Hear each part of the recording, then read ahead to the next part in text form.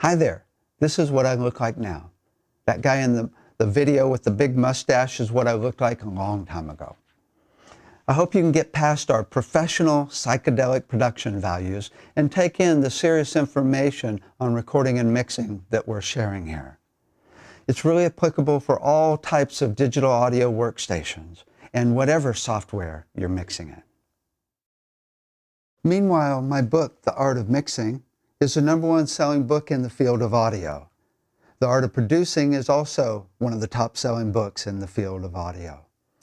We're also doing classes here at the Institute in San Francisco. We have a certificate program and an associate degree program in audio recording and production. We also offer the same classes online now with live instructors, and that would be me. And we're now doing sound healing and sound therapy classes. We're studying how sound affects you physically, mentally, emotionally, and spiritually. I hope you enjoy the video.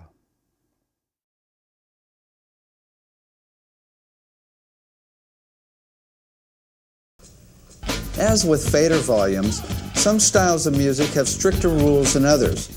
For example, you can practically do whatever you want in hip-hop, whereas in big band music, it's important to set up your panning the way a big band would normally set up on stage. Acoustic jazz is also sometimes panned just the way the band would be on stage. An engineer will sometimes even place the musicians in the studio as if they were on stage. I've mixed some folk bands just exactly the way that they were standing out in the studio. Doing this helps you to create the illusion that you're there with the band, which can be a nice illusion. In order to obtain the most natural panning of a drum set, try this. First, pan the overhead mics on the drums completely left and right, like this. Then, listen for the left-right placement of each drum in this stereo overhead mix. Pan the mic of each individual drum to exactly where you hear it in the overhead mix. For example, listen to where the hi-hat seems to be in the overhead mix and place the hi-hat mic right there. Same with the toms. Listen to where each one seems to be in the overhead mix and place each tom accordingly. This will give you the clearest imaging you can obtain.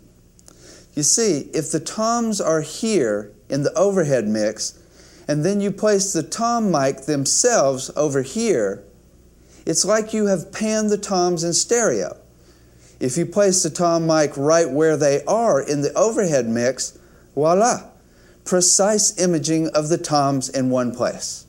However, these days, it's quite a bit more common to not pan the instruments as they are on stage. More and more people will pan them to wherever they sound the coolest. It's interesting to note the way that drums have been panned throughout the history of recording. The Beatles placed the vocals in one speaker and the rest of the band in another. Although this was a mistake, they meant for 2 tracks to be mixed down to mono when the record was made, but the mastering engineer decided to be creative. Many jazz groups have placed the entire drum set in one speaker. The advantage of doing this is that it leaves a huge amount of space between the speakers for the rest of the band. The big disadvantage is that the separation between individual pieces of the drum set becomes obscured. Now let's take a look at traditions in panning of particular instruments. Individual instruments have come to be commonly placed in specific positions from mix to mix. For example, it's rare that the kick drum is ever placed anywhere except in the middle. It isn't necessarily wrong to place it somewhere else, but it has become commonly accepted to be placed in the middle. This could be because a kick drum appears as a very large sound in the world of imaging. The kick drum has so much energy, it completely commands our attention. Also, when the sound is in the middle between the speakers, you have 2 speakers carrying the sound instead of 1. Therefore, especially with big sounds like a kick drum or a bass guitar, the speakers don't have to work as hard, so it'll sound better.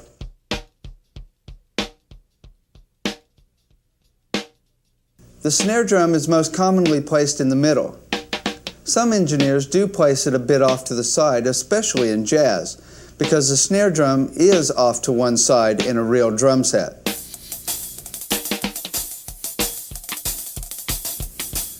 The hi-hat is often placed off to one side also. It seems that most engineers will place the hi-hat halfway between the middle and the left side, like this. However, if you are creating a mix that is meant to be more spatial, it might be appropriate to pan the hi-hat all the way to one side. Now, in house music and hip-hop, not only can the hi-hat be panned anywhere, it is commonly moving during the entire mix and is sometimes recorded with a delay on it.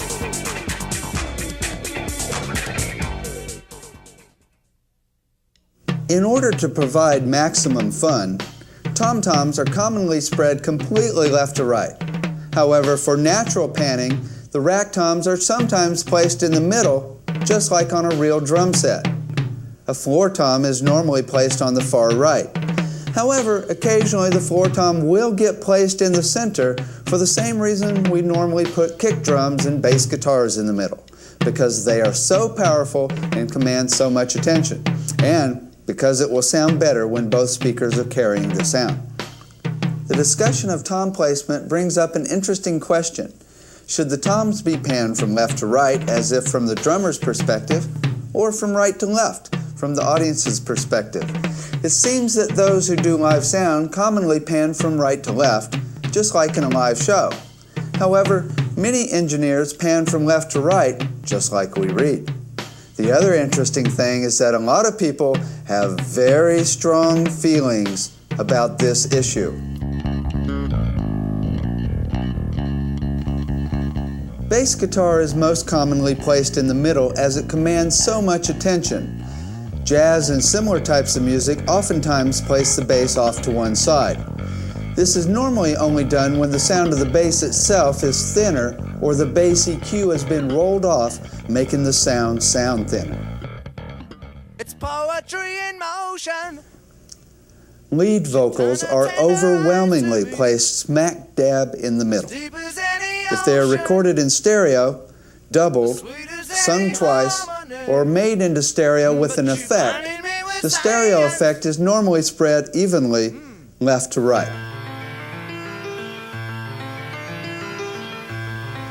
A solo piano is almost always panned completely left and right in stereo, just because it sounds so nice that way. Magical. If the mix is too busy already, that is, if there are a whole lot of instruments in the mix, sometimes it's still panned in stereo. Sometimes it is panned in mono when the mix is really busy.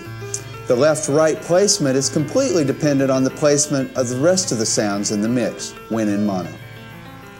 Again, you can do whatever you want with individual instrument sounds, depending on the style of music.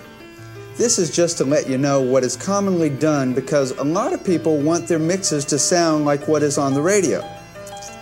Any placement of individual instruments other than the above norms might be considered unusual, but it also just might be considered inappropriate. Besides individual placement of sounds between the speakers, even more important are the overall patterns you can create by panning in the overall mix.